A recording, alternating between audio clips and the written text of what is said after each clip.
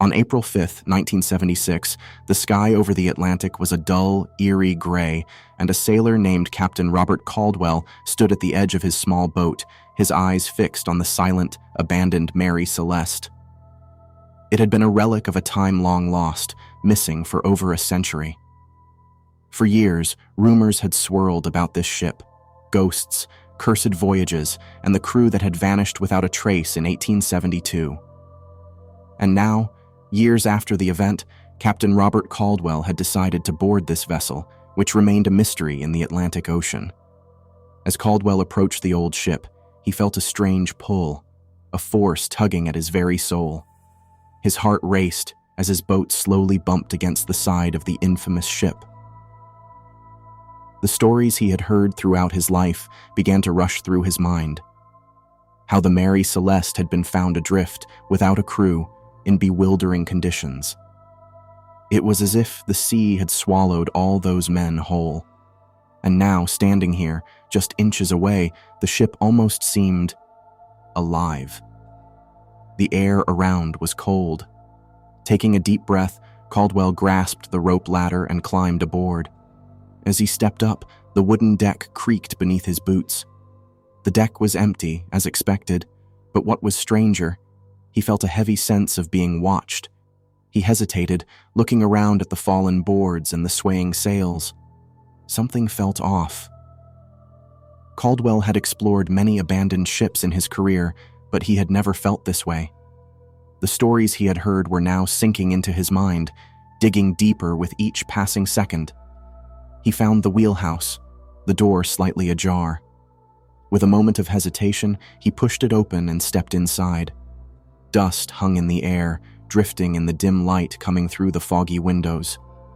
The wheel itself stood untouched, a monument to the passage of time. But as Caldwell looked closer, he noticed something strange. On the navigation table lay papers, maps, and a logbook. His hands trembled slightly as he picked up the logbook. The leather cover was cracked, the pages yellowed, but it didn't make sense why it was in such a state after so many years. Slowly, he opened the book, hoping to find Captain Benjamin Briggs' final entries, the man who had vanished with his crew. But inside, the writing was far stranger than he had expected. The ink was dark and fresh, handwritten, almost frenzied. The words were hard to decipher, scribbled hastily. The sea watches. We are not alone. The voices, they whisper from below. We cannot escape. Suddenly, a sharp tearing sound echoed from within the ship, yanking him out of his thoughts. He froze, gripping the logbook tightly. The sound had come from below. Was someone else here? He shut the book, shoved it into his bag, and began making his way toward the stairs leading below deck. The lower deck was a maze of narrow corridors, dimly lit by faint light from above. The air was damp, and a faint, rotten smell filled his nostrils. He walked cautiously, his steps muffled by the thick layer of dust. Ahead, a door was slightly open. It was the captain's cabin, he guessed. Gently, he pushed the door open and stepped inside. The room was like the rest of the ship, old, decaying, yet eerily preserved. His eyes landed on a desk in the corner where a thick, bound diary lay open. Unlike the logbook, this diary seemed much older. The pages were brittle with age, yet something about it drew him in. He sat at the desk, pulling the diary closer, peering at it in the dim light. The entries inside dated back to the original voyage of the Mary Celeste, and they painted a far darker picture than the official reports. Captain Briggs had written about strange occurrences on the ship, crew members waking at night, claiming they heard voices from the sea. Others said they saw figures standing in the mist, just beyond the ship, watching them. Caldwell flipped through the diary. Every entry detailed strange events. He read how crew members became panicked for no reason. Night after night, one by one, they woke up, their eyes filled with fear. They said the waves of the sea were hiding a secret, as though something deep, unseen, and dangerous was watching them. One entry read, "Tonight, we heard a noise. It sounded like someone was calling our names, but when we looked, It was only the waves of the sea. It was an illusion, but we felt someone was with us. A chill ran down Caldwell's spine. These things were so strange that he couldn't understand what to think. Had all this really happened? Was it just the play of a sinking mind? Or was there something more? As he read the diary, a voice suddenly echoed through the cabin. "Who's there?" It was cold and slow. Caldwell's heart pounded. He stood up straight and looked around. There was no one. He was alone. But the voice was clear, as if someone stood right beside him. His mind told him it was just his imagination, but he knew he needed to leave. He shut the diary, trying to put it into his bag. But then suddenly, a door slammed shut. Caldwell's heart raced.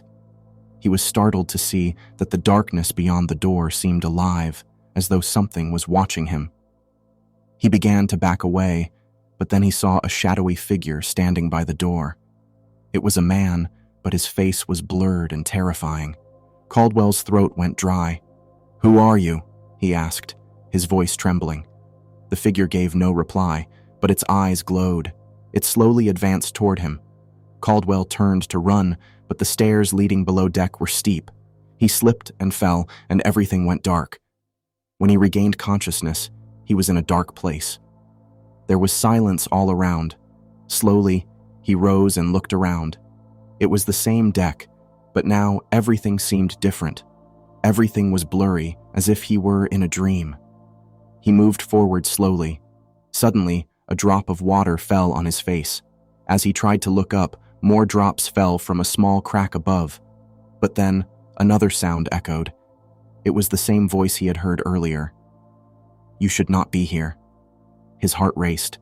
He ran, but still, he felt the presence of that figure behind him, closing in. He could feel it getting closer.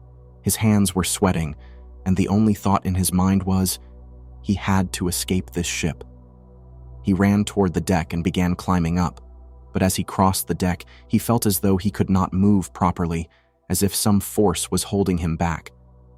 And then, suddenly, he found himself standing before another door. It was the door leading up. As soon as he opened it, a cold gust of wind hit him. But instead of running outside, he turned back to see the figure.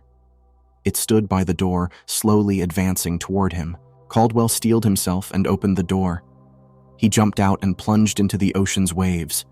The cold water surrounded him, but he could only try to swim. Suddenly, he noticed the ship moving away behind him, and he was alone. He kept swimming, but as he moved farther, he felt something pulling at his feet. He began sinking beneath the water. "No!"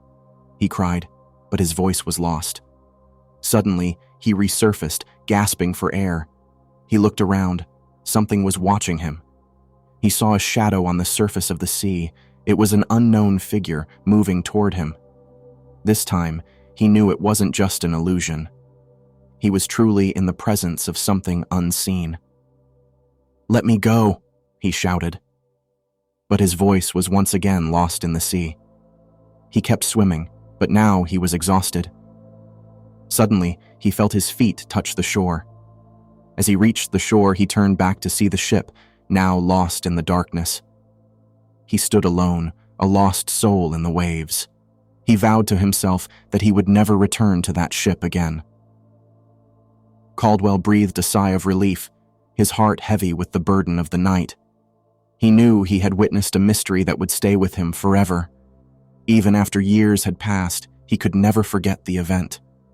The soul of the Mary Celeste remained an unsolved mystery, and it is still known as one of the strangest maritime mysteries in history.